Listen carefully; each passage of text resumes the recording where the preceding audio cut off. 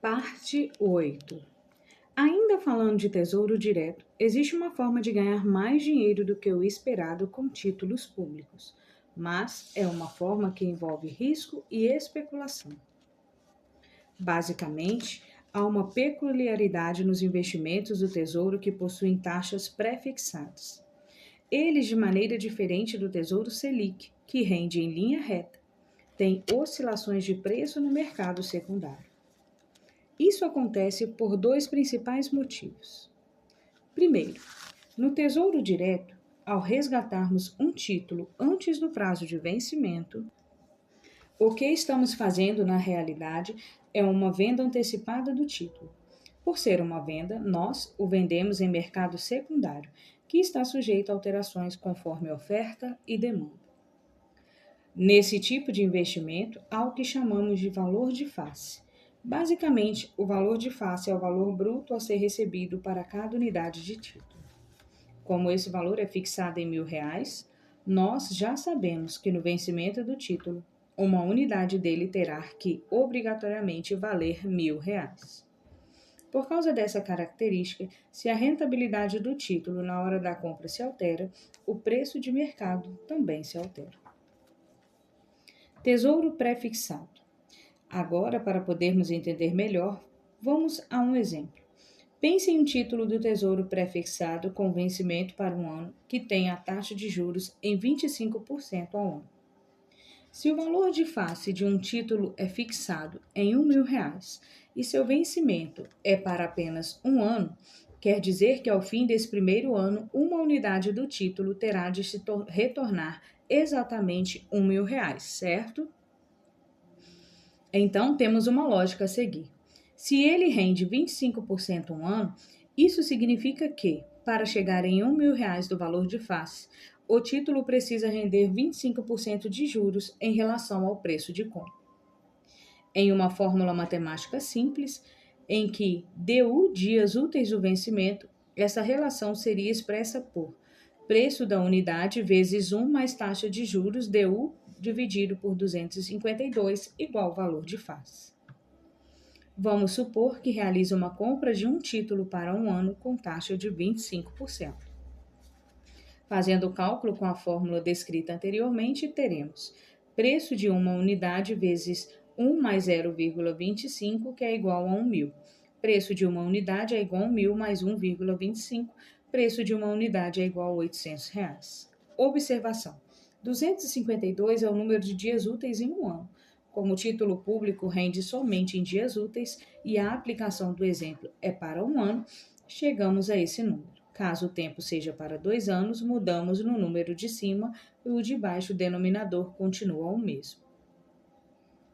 Replicando a fórmula, mas supondo que a taxa de juros do investimento tenha subido para 30% ao ano, o resultado seria preço da unidade vezes 1 mais 0,3, 252 por 252, que é igual a 1.000.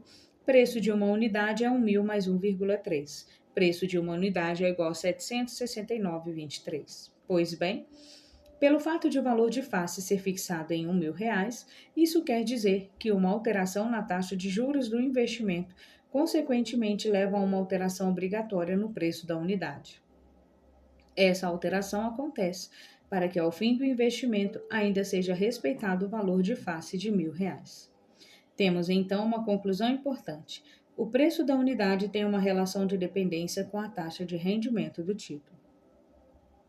Só que, pense comigo, à medida que a taxa de juros do título aumenta, isso significa que mais juros são necessários para o investimento chegar a de que quanto maior é a taxa de juros do título, menor é o preço de uma unidade de título no mercado.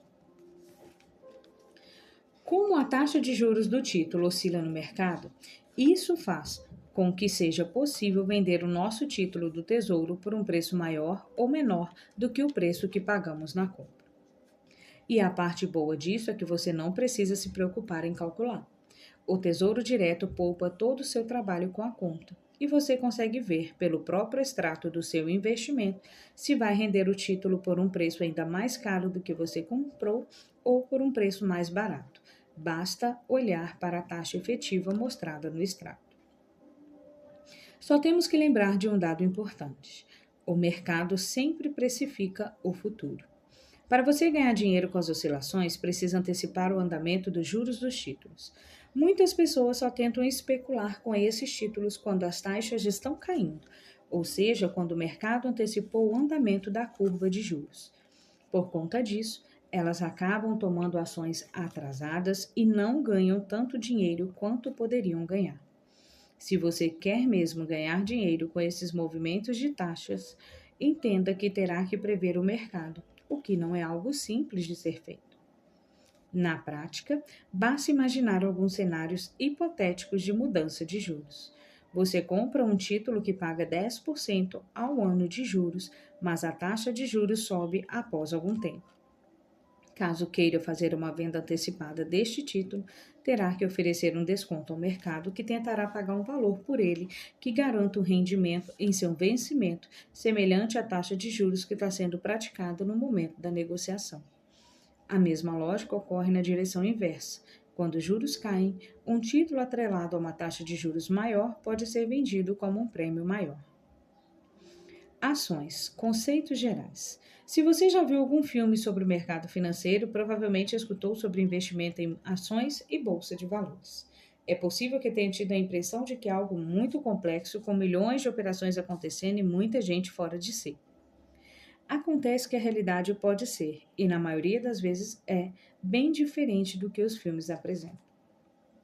Por exemplo, ações não são difíceis de serem compreendidas. São apenas um tipo de investimento que representa o capital social de uma companhia. Basicamente, o mercado acionário é uma alternativa que uma empresa tem para se financiar e expandir os seus negócios. É por meio delas que os investidores podem efetivamente se tornar sócio ou acionistas de uma empresa de capital aberto, ou seja, listada em bolsa. E isso exige conhecimento de alguns conceitos que vamos tratar a seguir. IPO, basicamente a oferta primária de ações, que é quando a empresa coloca pela primeira vez suas ações na bolsa de valores, visando ganhar capital para expandir seus negócios. É apenas no IPO que a empresa consegue de fato dinheiro para financiar suas atividades, já que depois disso as ações vão para o chamado mercado secundário, que envolve apenas a compra e venda de ações entre investidores. É importante frisar que, mesmo que a empresa não ganhe dinheiro com o mercado secundário, ele é de extrema importância para dar liquidez ao mercado de ações como um todo. Um IPO é essencial para o crescimento saudável da economia. O mercado acionário serve como porta de entrada para capital em empresas que estão crescendo e acelerando seus planos de investimento. A abertura de capital também padroniza empresas que precisam cumprir uma série de regras impostas pela Bolsa e autoridades legais, como publicação de balanços e fatos relevantes, trazendo maior transparência aos negócios e protegendo os investidores. Ações ordinárias são as que dão direito a voto na Assembleia Geral de Empresa. Ações preferenciais. Ações que garantem prioridade no repasse de dividendos feito pelas empresas, mas que não dão direito ao voto. As ações serão vendidas para capitalizar a empresa, que poderá investir em projetos e acelerar seu crescimento sem contrair uma dívida cara, pois está trocando ações por dinheiro. E já que falamos de dividendos, que nada mais são do que uma forma que a empresa tem de remunerar o acionista, é bom notar que existe uma diferença entre dividendos e o chamado juros sobre capital próprio, JSCP.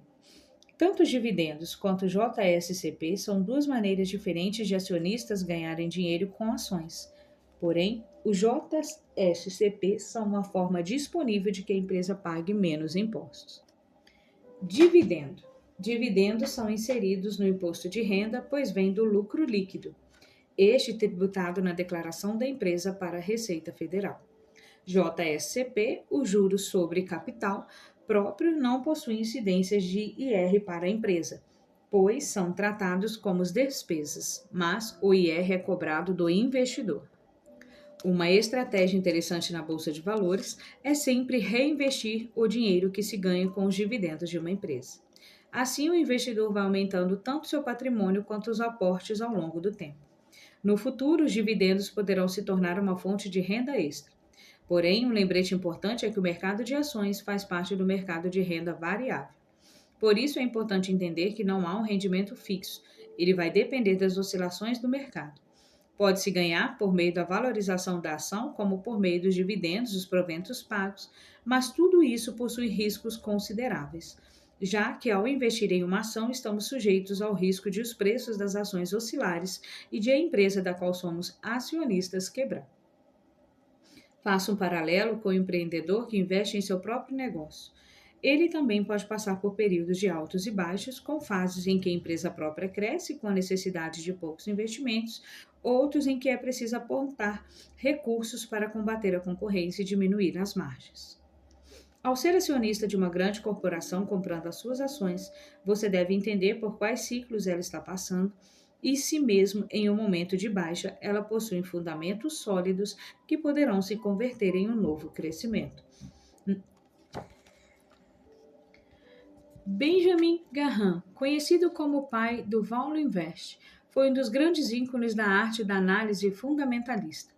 Graham foi um dos precursores do que conhecemos como investir com base nos fundamentos da empresa. Em seu livro Security Analysis, certamente foi um dos investidores mais inspiradores de todos os tempos, tendo sido fonte de exemplo inclusive para um dos mais conhecidos investidores dos tempos modernos, Warren Buffett. Warren Buffett, sempre presente no noticiário, é o investidor vivo mais bem-sucedido e o terceiro homem mais rico do mundo, segundo a Forbes de 2018. Tornou-se um guru absoluto no mundo dos investimentos, pois nenhum outro investidor chegou próximo dos seus 23% de retornos anuais com 54 anos de investimento. O mais próximo foi Philip Carrer, com 55 anos de trajetória, porém com rendimento médio bem menor, de 13% ao ano. Peter Lynch, apesar de não ter um histórico muito longo, Lynch fez seu nome por sua atuação no Magellan Fund, fundo que gerou por 13 anos, que obtinha resultados que quase dobravam as performances de S&P 500 durante sua gestão. O patrimônio de 18 bilhões de dólares do fundo atingiu expressivos 14 bilhões de dólares ao longo do tempo. Ainda algumas informações importantes para análise de ações, como liquidez. A liquidez do mercado de ações é D mais 3, ou seja, em 3 dias úteis após o pedido de compra-venda ocorre a sua liquidação. Não há mínimo para investir, mas temos de ter em mente que é melhor. 1. Ter uma carteira de investimento previamente formada com pelo menos um fundo de emergência. E 2. Não investir a ponto de ser altamente prejudicado pelas taxas, principalmente para quem quer especular. Pensando na segunda questão, suponha que a taxa de uma corretora de um banco tradicional seja de R$10 mais 25% por ordem. Nesse caso, você pagará mais conforme o valor que você compra e vende ações, já que o custo aumenta e diminui com base no valor da ordem. Se forem comprados R$100 em ABEV3, o valor seria de R$10 mais R$25, ou seja, R$35 em taxa somente na compra, um prejuízo de 35%. Uma vez que a corretagem acontece tanto na ordem de compra quanto na venda, podemos então considerar que teremos outro R$35 e 35% para pagar com o lucro dessa ABEV3. Logo, para sair no 0 a 0 com a compra da BEV3, o investidor precisaria ter pelo menos 70% de ganhos, o que é bem difícil de imaginar até mesmo para uma ação com bons ganhos, pelo menos em curto prazo. E se a empresa que me assiste como corretora quebrar? Nada acontece.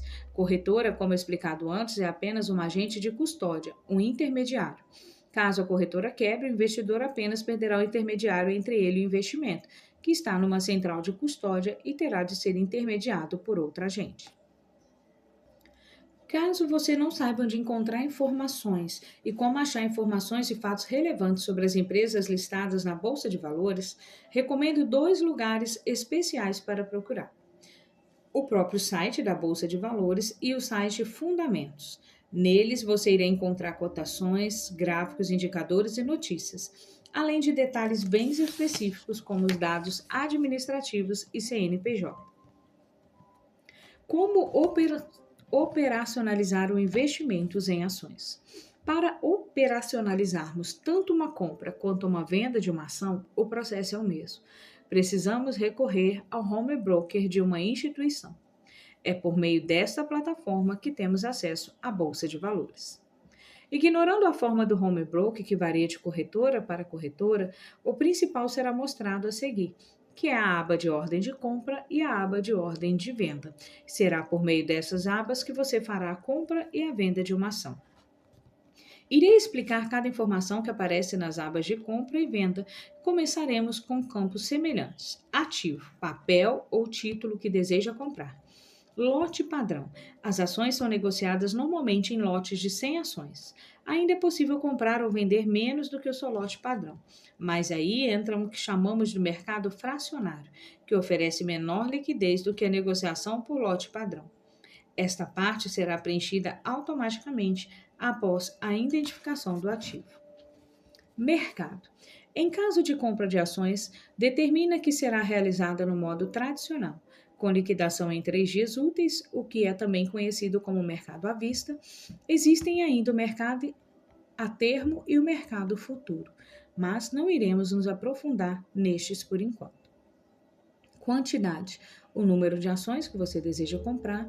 Preço: o preço pelo qual você deseja comprar cada unidade de ação. Será multiplicado pela quantidade desejada, informado o valor total de compra. Valor ordem: aqui será mostrado o valor total da ordem, ou seja, o valor total de compra. Será um valor preenchido automaticamente. Validade: existem 4 tipos de validade. Hoje, caso a ordem compra e venda não aconteça no dia em que ela foi posta no mercado, a ordem será cancelada. Executa ou cancela. Em caso de na bolsa não haver um contraporte para comprar ou vender o volume de ações que foram postas na ordem, o sistema irá executar a compra-venda com o número que estiver disponível, a quantidade excedente indicada na ordem cancelada. Para a data, você coloca a validade da sua ordem até cancelar. A ordem ficará no sistema até ser cancelada ou executada. Lembrando que, em caso de algumas mudanças na forma de negociação, a própria bolsa pode cancelar a ordem. Por fim, você deve ter percebido que há campos Start e Start Móvel. Na ordem de venda, há campos Stop e Stop Móvel. Essas são ferramentas de gerenciamento de risco. O Start é útil quando a cotação da ação a ser comprada atingir valor igual ou superior ao preço de disparo, chamado de preço Start. Assim, você automatiza a compra de uma ação que vai disparar conforme o preço que foi estipulado. Da mesma forma funciona o stop, mas para a venda. Estipula-se que o preço no stop, e no caso o preço de uma ação caia ou suba até o preço de disparo, o stop vai vender a ação conforme o preço estipulado. Start móvel e stop móvel realizam as mesmas funções, mas no caso de stop e start, você deseja alterar o preço estipulado por um valor mais alto ou mais baixo, terá que fazer isso de forma manual. Por sua vez, o stop móvel e o start móvel fariam a operação automaticamente em um limite de tempo estipulado por você. Como identificar se uma ação está barata ou cara? Para entender como identificar se o preço de uma ação está alto ou baixo, primeiro precisamos entender melhor o preço. Ele reflete o consenso de mercado, porém, este subvaloriza uma ação. Isso acontece porque o mercado, no fim das contas, refere-se a pessoas, enquanto algumas pessoas acertam, outras erram. É normal. Agora, quais indicadores podemos considerar para decidir quando devemos ou não comprar uma ação? Há alguns principais. PL, como apresentado em páginas anteriores, ele é um dos mais importantes indicadores no mercado de ações, pois dá uma ideia de quanto o mercado está disposto a pagar pelo lucro de uma empresa. ROI, em português, retorno sobre o patrimônio, é o valor obtido por meio da divisão entre lucro líquido e patrimônio líquido. Esse indicador é importante para entender a rentabilidade de uma empresa sobre o valor de patrimônio dela. É por meio do ROI, por exemplo, que entendemos se a empresa está gerando um prêmio, ou seja, um retorno melhor ou pior do que a renda fixa ou do que outras empresas no mesmo setor, também listadas nas bolsas. Porém, é importante dizer que apenas este indicador não revela muito. Apesar de ser bom, é necessário estar alinhado com outros indicadores. P/VPA, preço sobre o valor patrimonial. Indicador muito interessante para se observar durante crises. Isso porque nas turbulências, em geral, encontramos um cenário em que várias empresas estão sendo negociadas por um preço abaixo do seu valor patrimonial. Quando isso acontece, pode ser interessante a aquisição, pois se adquiríssemos todas as ações das empresas, estaríamos comprando um valor abaixo do que ela vale. É apenas necessário ter cautela, porque entender o valor patrimonial de uma empresa não é algo tão simples. Durante a famosa crise das .com, por exemplo, fazer a valuation das empresas de tecnologia que estavam na moda era complexo, pois eram de negócios novos sem um histórico próprio de rendimentos. E isso fez com que muitos investidores apenas especulassem o crescimento dessas empresas. Algumas apostas deram muito certo, como a Dell e a Microsoft, que juntas retornaram cerca de 9,8 milhões de dólares, mas outras nem tanto. Uma das melhores formas de usar esse indicador em análise de setores, Itaú versus Bradesco, por exemplo. Comparar um banco com uma empresa de tecnologia por meio do PVPA pode levar a conclusões erradas, dado que a dinâmica das duas empresas é muito diferente. Dividend Yield, indicador que mostra o quanto uma empresa paga de dividendos em relação ao preço de sua ação. É um indicador muito importante, porque é por meio dele que o investidor pode ter uma ideia de quanto lhe é pago em dividendos e quanto isso representa do valor que pagou pela ação. Porém, o investidor deve tomar cuidado, pois é muito comum comparar o dividend yield com a taxa de juros de investimento de renda fixa para decidir qual paga mais. Mas vale lembrar que, mais do que os dividendos, uma empresa remunera o acionista por meio da valorização das suas ações. Existe ainda um trade-off para as empresas no que se refere ao seu lucro. Elas têm de escolher entre remunerar seus acionistas por meio de dividendos ou usar esse dinheiro para investir no próprio negócio. Por isso, nem sempre o valor alto de um dividend yield é interessante, já que pode significar que a empresa não sabe como reinvestir os seus lucros. Custos de operar com ações. Investir em ações, apesar de muitas vezes envolver ótimos ganhos, pode gerar perdas consideráveis. Esses erros de trajetória não advêm apenas de prejuízo com operação mal realizada, mas também dos custos envolvidos. Nem todos os investidores prestam atenção a isso.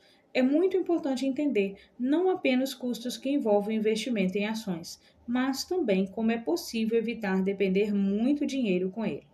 O primeiro passo é, obviamente, saber com quais custos estamos lidando. Existe uma forma muito fácil de verificar quais são todos os custos: a nota de corretagem. É um documento oferecido pela corretora de investimento que nos informa sobre uma operação que realizamos, além de quase todos os custos que indicam sobre essa operação. Em suma, existem 4 custos em ações para os quais precisamos nos atentar. 1. Corretagem. 2. Emolumentos. 3. Custódia mensal. 4. Imposto de renda. Corretagem. Você paga a corretagem sempre que compra ou vende o ativo na Bolsa de Valores. Ela pode ser cobrada de forma fixa ou variável. Quando é cobrada de forma fixa, o valor é travado por operação realizada. Por exemplo, uma instituição pode cobrar R$10 de corretagem a cada operação de compra ou venda realizada, independentemente do valor da operação. O valor variável costuma ser indicado em percentual. Pode ser cobrado, por exemplo, 10% sobre o volume da operação em forma de corretagem. E veja que os benefícios de cada forma variam bastante. Para quem investe em grandes quantidades, a corretagem variável, em geral, acaba representando um custo bem maior do que a fixa, mas esta tende a beneficiar quem investe pouco dinheiro. A forma mais comum de cobrança de corretagem é a fixa. A forma variável apenas aparece nos casos em que estamos investindo, por exemplo, por meio de um assessor de investimentos. E nesses casos é comum que se peça uma taxa fixa de corretagem e uma parte variável. É importante salientar que sempre que pagamos a taxa de corretagem, uma parte desse valor é destinada ao Imposto sobre Serviços, o ISS. A taxa do ISS varia entre municípios e, por isso, acaba dependendo de onde está localizada a instituição financeira que intermedia essas operações em bolsas de valores. Por isso, é até interessante que você, como investidor, vá atrás de sua instituição para entender qual é o valor que ela efetivamente paga de ISS, até para entender se o valor que você paga é que aparece na nota de corretagem é justo ou não. Na imagem a seguir, podemos ver o modelo de nota de corretagem. Emolumentos. Os emolumentos são um tipo de custo cobrado por operações. São recolhidos pela B3 e pela CBLC, a central responsável por fazer a custódia e a liquidação das ações. Essa taxa incide sobre o volume de compra das ações, mas é importante entender que aquela que é cobrada pela B3 é diferença da taxa da CBLC. Essa taxa também varia a depender da natureza da operação. O custo devido por uma operação de swing trade é diferente da day trade. O swing trade indica que a compra da ação foi realizada em data diferente da sua venda. O day trade indica que a movimentação da compra e a venda de uma ação foram feitas no mesmo dia. Hoje, em 2018, a B3 cobra 0,0275% sobre o volume no swing trade e no day trade cobra 0,2%. Já a CBLC cobra 0,05% sobre o volume do swing trade e no day trade. Custódia. A custódia é cobrada todos os meses pela corretora, no caso de você ter alguma posição, ou seja, algum ativo investido no mês. É diferente da corretagem, que é recolhida apenas se alguma operação for realizada. A parte boa é que muitas corretoras isentam os investidores dessa taxa.